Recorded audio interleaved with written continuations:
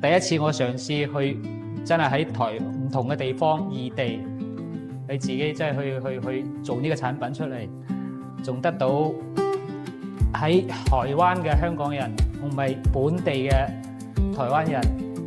都係出嚟嘅口碑反應係 OK 嘅。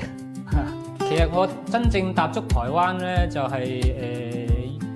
我應該冇記錯係14年，咁就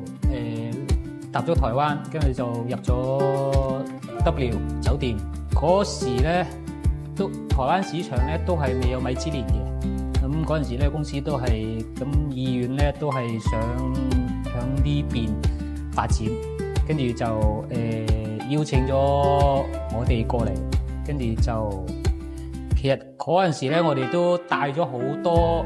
台灣市場未有嘅產品，譬如春風得意腸啦、藕田絲連啦、水晶餃啦、蘑菇包啦，其實呢都係我嗰陣時咧係真係第一個帶過嚟台灣市場台北啊。其實好食嘅菜咧，我自己認為咧就係用心。